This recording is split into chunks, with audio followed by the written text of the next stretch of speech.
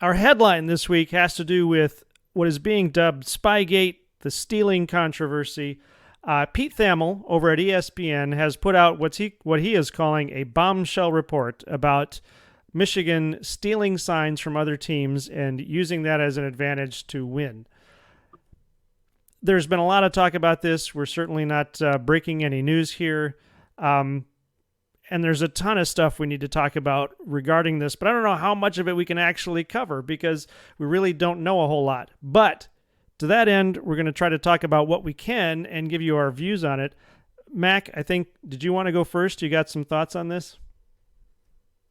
Yeah, I can go first on it. So it's kind of difficult to it's kind of difficult to organize all of the various thoughts on this because there's just a million different things wrong with this. Mm-hmm. Um so this is complete crap from the NCAA. It feels an awful lot like retribution for Harbaugh having been critical of the NCAA and the NCAA saying, oh, well, okay, I guess we'll just try and look into your program and see if we can find anything the least bit shady. And what they found was potentially something that every single team in the NCAA does. This is a thing that literally NFL teams pay staffers to do. This is a rule that this is some of this information courtesy of Steve Dace. So thank you, Steve Dace. I've had my issues with you, but you really came through here. Appreciate it. Mm-hmm. Um, the NCAA, so the rule in question is not the fact that they stole signs. That is legal. You are allowed to steal opposing teams' signs. What you cannot do is send scouts to games to then scout signs or steal signs. Okay, so if you're from Michigan, you can't be sent off campus to steal signs at an opposing team's game. Okay, the spirit of that was because it was actually a cost cutting measure enacted sometime in the 90s, because back then, most schools couldn't afford to send staff members to opposing schools to do that. So it was cost cutting.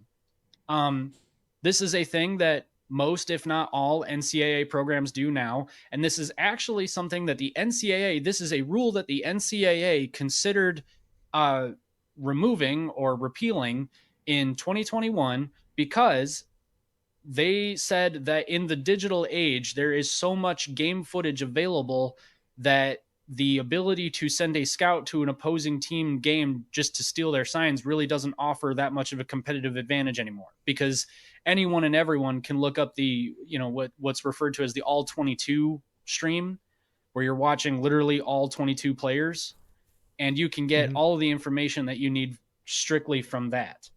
I will point out as well that it is NCAA rules that Michigan cannot comment on this. Meanwhile, Reese Davis is saying on ESPN College Game Day that he has received a text from an NCAA source saying all of these things about Michigan. So it's totally fine. Again, this point was made by Steve Dace, and I totally agree with it. It's totally fine for the NCAA to completely and totally smear Michigan in the court of public opinion, and Michigan can't say anything about it. I'll stop there. I've got more, but I'll stop there if you have any thoughts. Yeah, I mean, it just amazes me, and I wonder if you get off of Twitter, you get off of social media, how big of a deal this is. Because I mean, on social media, it's ridiculous. We're back in middle school because you've got people just having those middle school arguments of my team is better than your team, and oh, you guys did it, so blah blah blah blah blah. And so many people are jumping to so many conclusions. Well, no, I'm sorry. They're falling to one conclusion, which is they've already convicted Michigan. They've already convicted Harbaugh. They say Michigan's wins need to be vacated and Harbaugh needs to be fired. All of this stuff. I think you put it on there, the death penalty or something for all involved, and they don't know anything yet. And that's why this is just so middle school. Now, what I love about this is that the people that matter, and by that I mean the coaches. So many coaches now, except for a couple notable exceptions, notable exceptions here being Ryan Day and Harlan Bennett. But you've got coaches like Deion Sanders, Matt Rule, Dan Campbell from the Lions, all coming out and saying, "What's the big deal?" Deion Sanders, I think actually made the best point because he said you can know your team's signs, they can mail you their game plan, they can tell you exactly what they're going to do, but you have to be able to stop it. Still got to stop it, yeah.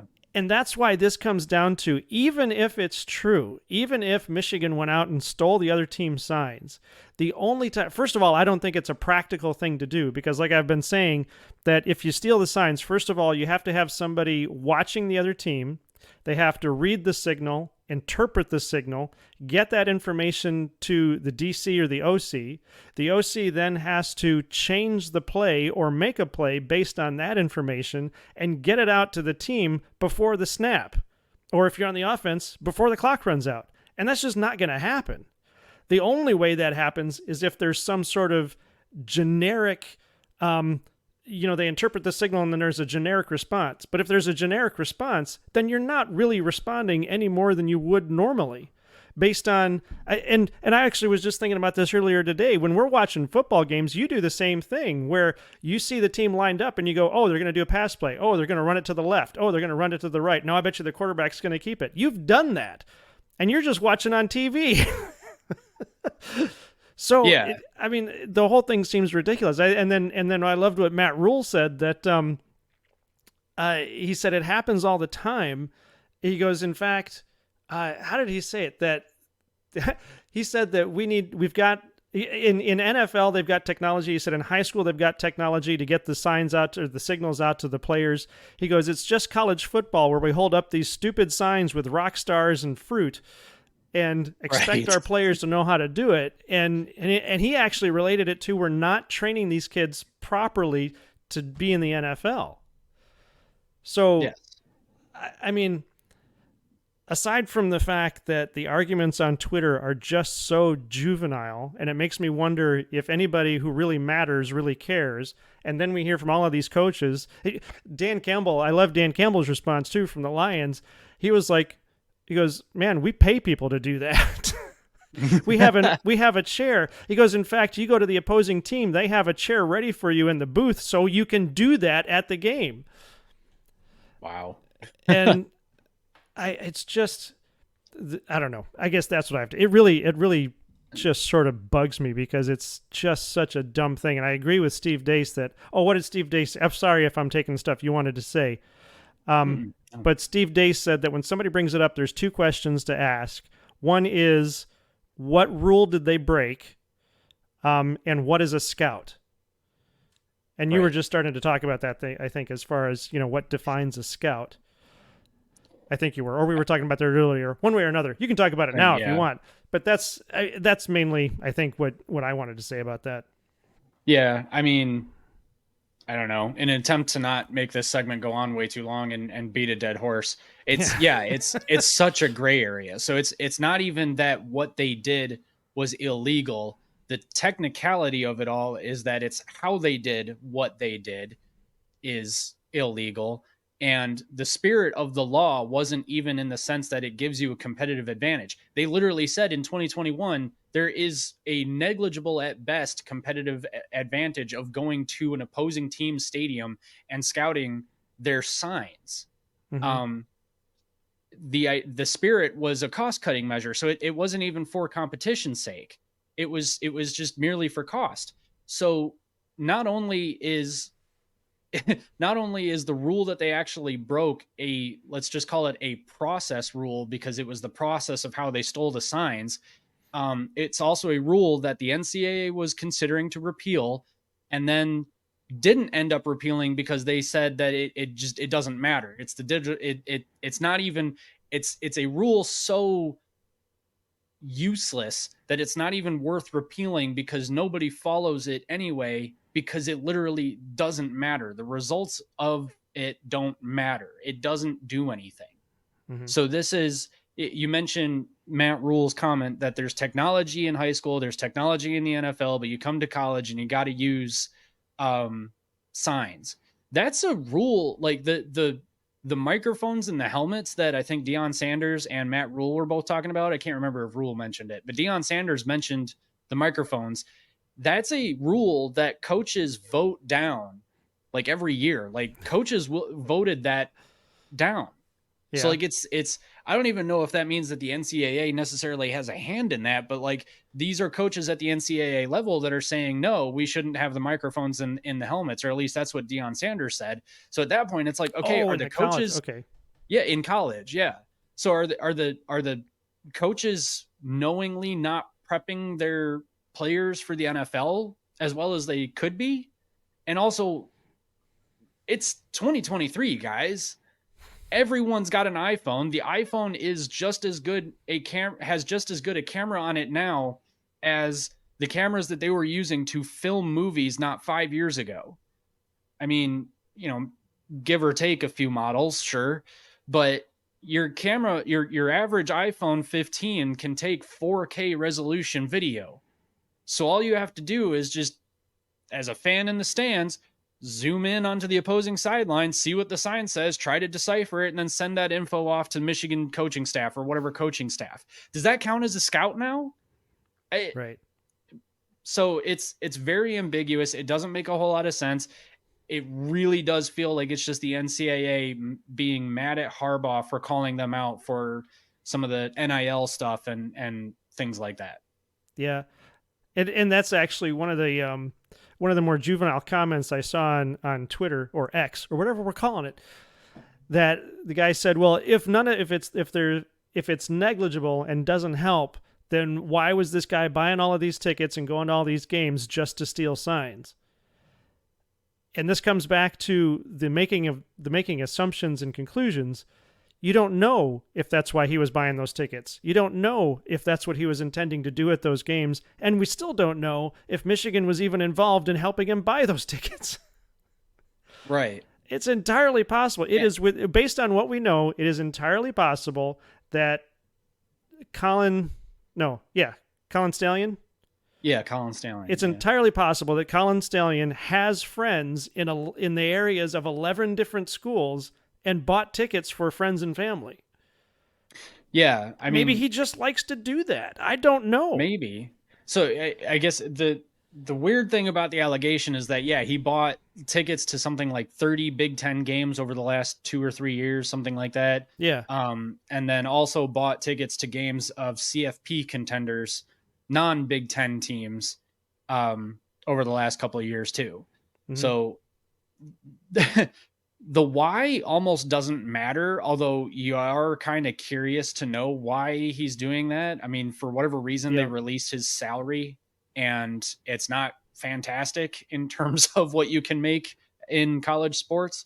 So why he's doing that is a interesting, curious question, but it kind of doesn't matter considering the fact that what we've just covered is that even if they did break this rule, they it's such a gray area, and they also didn't even really break a rule. I Right. guess I don't know, whatever we just said still stands, but like the point being, it doesn't really matter, it Yeah. seems like. So who knows, but you also will not know until the investigation concludes, because the NCAA won't let him talk about it. So even if he Right. bought it for a completely innocent purpose, he can't say so publicly because it's against NCAA rules and he'll just get fined more. So meanwhile, his name is everyone is cursing his name. Michigan and non-Michigan fans alike are talking nasty stuff about this guy that might be totally untrue, and he can't defend himself. Right. It might be true too, and if it is true, it's really even still not that big of a deal. So either way, this guy's name is always going to be associated with cheating. I mean, we Right. saw what happened with the Duke lacrosse players after the sexual assault thing happened all those years ago. If you Google the name of the guy, the main guy who was involved, I can't remember his name, like one of the players, if you Google his name, that sexual assault case comes back up. All of those players were found innocent of the sexual assault, but that's still attached to their name. So now cheating is going to be attached to this guy's name for who knows how long. Well, forever, really, Right. and he can't defend himself. Right. It's just nonsense. It is. Yeah, and I think we've probably said enough. I guess the only other thing I can think of is that it's entirely possible. Well, and I don't know. Actually, this even seems like a stretch, but it's entirely possible that Colin did do this in order to get those signals and never told anybody. And then somebody finally found out, and they're like, "Why are you doing that? It doesn't even help." Dude, we can get the footage on YouTube, man. Right. Thank you very much for watching. If you enjoyed this video, go ahead and give us a subscribe. It would mean a lot to us. Maybe even a like, possibly even a comment. Let us know your thoughts and all that. It would be really great to hear from you all. And have a great weekend watching football and enjoy watching football. Remember, #make football fun again. This is Big Ten Team Rivalry.